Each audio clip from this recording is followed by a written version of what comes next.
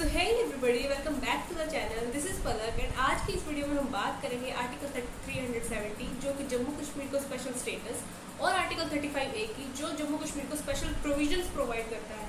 ये आर्टिकल्स दोनों एब्रोगेट कर दिए गए थे 2019 में, यानी इन दोनों आर्टिकल्स को हटा दिया गया था और इसी के चलते बहुत सारी पिटिशंस फाइल की गई थी सुप्रीम कोर्ट के अंदर और ये कहा गया कि ये दोनों आर्टिकल्स जो हटाए गए ये अनकॉन्स्टिट्यूशनल है एंड एट प्रेजेंट 2 अगस्त से इसकी सुप्रीम कोर्ट में हियरिंग स्टार्ट हो चुकी है।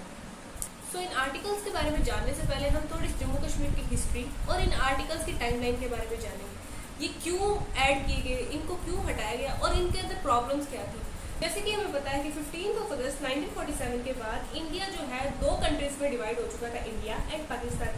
इसका मेन रीजन ये था कि मुस्लिम लीग ने 2 नेशन थ्योरी इंट्रोड्यूस की थी, जो पार्टीशन का मेन रीजन था। इस थ्योरी के अकॉर्डिंग इन्होंने ये बोला कि अगर 2 कम्युनिटीज, एक माइनॉरिटी और एक मेजॉरिटी अगर एक ही कंट्री में रही तो उनको डिस्क्रिमिनेशन फेस करना पड़ेगा और इसीलिए उन्होंने मुस्लिम माइनॉरिटी के लिए एक डिफरेंट स्टेट की डिमांड की जो था पाकिस्तान। अभी इंडिया और पाकिस्तान का डिवीजन रिलीजियस मेजॉरिटी और माइनॉरिटी के बेसिस पे था, यानी जहां मेजॉरिटी मुस्लिम पॉपुलेशन की होगी वो एरिया पाकिस्तान की टेरिटरी कहलाई जाएगी और जहां हिंदू रिलीजन की मेजॉरिटी होगी वो टेरिटरी इंडिया कहलाई जाएगी। इंडिपेंडेंस से पहले British India provinces and princess states के अंदर डिवाइडेड था। जो ब्रिटिश इंडिया प्रोविंसेस थी वो डायरेक्ट ब्रिटिशर्स के अंडर कंट्रोल में थी और जो प्रिंसली स्टेट्स थी वो रूलर के द्वारा रूल किए जाते थे। अब जैसे ही हमें इंडिपेंडेंस मिली ये प्रिंसली स्टेट्स जो थे जिनका नंबर था 565, ये लीगली इंडिपेंडेंट हो गए थे एंड इसी के बीच एक स्टेट था जम्मू कश्मीर जिसकी पॉपुलेशन जो थी मेजॉरिटी पॉपुलेशन थी वो थी मुस्लिम और इसके रूलर थे राजा हरि सिंह। पहले तो इन्होंने इंटीग्रेट होने से मना कर दिया था, लेकिन अक्टूबर 1947 में पाकिस्तान ने ये कहा कि जो जम्मू कश्मीर है इसकी मेजॉरिटी ऑफ द पॉपुलेशन मुस्लिम है, इसीलिए ये पाकिस्तान का पार्ट होना चाहिए। इसीलिए उन्होंने अक्टूबर 1947 के अंदर एक अटैक किया जिसके के चलते महाराजा हरि सिंह ने इंडिया की गवर्नमेंट से मिलिट्री हेल्प मांगी एंड गवर्नमेंट ऑफ इंडिया ने ये कहा कि हम मिलिट्री की हेल्प तो पहुंचा देंगे, लेकिन इंस्ट्रूमेंट से पहले उन्होंने एक इंस्ट्रूमेंट ऑफ एक्सेशन साइन करवाया महाराजा हरि सिंह से। अभी इंस्ट्रूमेंट ऑफ एक्सेशन एक लीगल डॉक्यूमेंट था जिसके साइन होने के बाद जम्मू कश्मीर की टेरिटरी है वो इंडिया के अंदर इंटीग्रेट होनी थी एंड इसी के जस्ट बाद जो कम्युनिकेशन, फॉरेन अफेयर्स और जो डिफेंस था वो सेंट्रल गवर्नमेंट के अंडर आ चुका था जम्मू कश्मीर का एंड इसी डॉक्यूमेंट के साथ ये डिसाइड हुआ कि जो इंडिया है और जम्मू कश्मीर है इसके बीच में एक स्पेशल अरेंजमेंट बिठाया जाएगा। सो 1947 में तो ये इंस्ट्रूमेंट ऑफ एक्सेशन साइन हुआ। सो 1947 के अंदर तो ये इंस्ट्रूमेंट ऑफ एक्सेशन साइन हुआ था एंड 1949 के अंदर आर्टिकल 370 इंडिया के कॉन्स्टिट्यूशन में इंक्लूड किया गया था और इसका मेन रीजन यही था कि जो स्पेशल अरेंजमेंट डिसाइड किए गए थे इंस्ट्रूमेंट ऑफ एक्सेशन के अंदर ये उसी के चलते उसी 370 जो था उसी का एक रीजन था जो कि जो जम्मू कश्मीर को स्पेशल स्टेटस प्रोवाइड करा था। 1950 के अंदर इंडिया का कॉन्स्टिट्यूशन फोर्स में आ चुका था 1954 के अंदर एक प्रेसिडेंशियल ऑर्डर आया था जिसी के चलते आर्टिकल 35A जम्मू कश्मीर के कॉन्स्टिट्यूशन में ऐड हुआ गया और 1956 के अंदर जम्मू कश्मीर का कॉन्स्टिट्यूशन अडॉप्ट किया गया था। 1957 के अंदर ये फोर्स में आ चुका था। ये तो हमने बात की आर्टिकल 370 एंड आर्टिकल 35A इस कॉन्स्टिट्यूशन में इंक्लूड कैसे हुआ। अब जानते हैं कि actually article 370 and article 35A है क्या। आर्टिकल 370 जैसे कि हमें पता है कि इंस्ट्रूमेंट ऑफ एक्सेशन की वजह से इंडिया कॉन्स्टिट्यूशन में ऐड किया गया था। ये जम्मू कश्मीर को स्पेशल स्टेटस प्रोवाइड करता था, जैसे कि इसका खुद का फ्लैग, इसका खुद का कॉन्स्टिट्यूशन जम्मू कश्मीर का।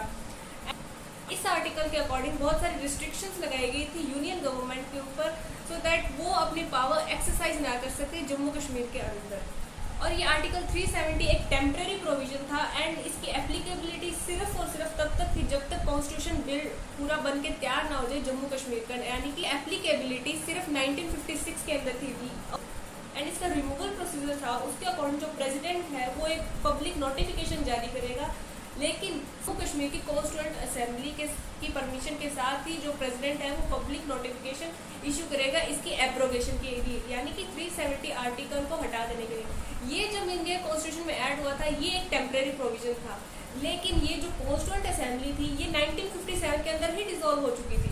इसी के कारण ये एक परमानेंट प्रोविजन बन चुका था हमारे इंडिया कॉन्स्टिट्यूशन के अंदर। एंड नेक्स्ट हम बात करेंगे आर्टिकल 35A की।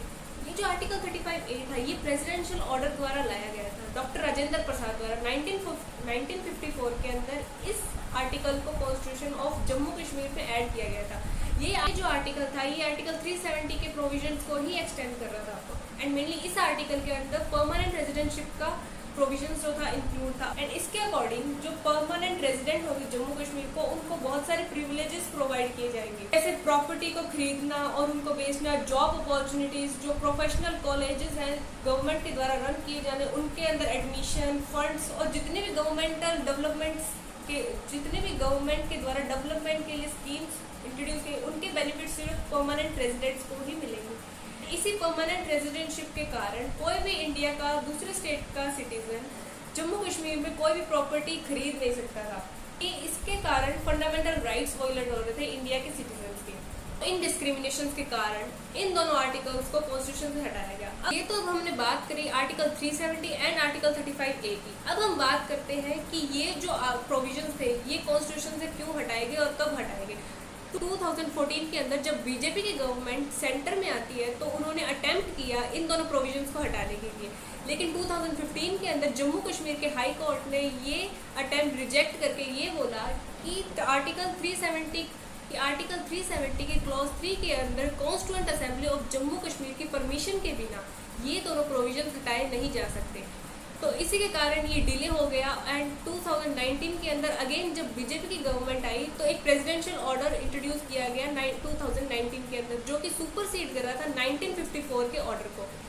और इस ऑर्डर के अकॉर्डिंग जितने भी इंडियन कॉन्स्टिट्यूशन के प्रोविजन थे वो जम्मू कश्मीर के ऊपर अब एप्लीकेबल होंगे। अल्टीमेटली इसी के चलते जम्मू कश्मीर का भी कॉन्स्टिट्यूशन खत्म हो चुका था उसी वक्त।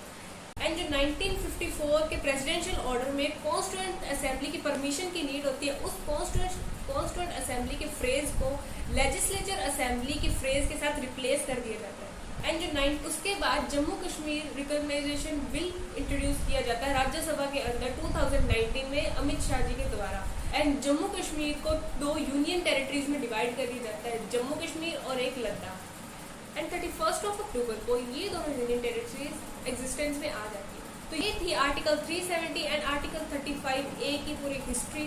एंड हमने ये जाना कि ये कॉन्स्टिट्यूशन के अंदर क्यों ऐड किए गए, क्यों हटाए। I hope you guys like the video. Do comment, don't forget to like, share and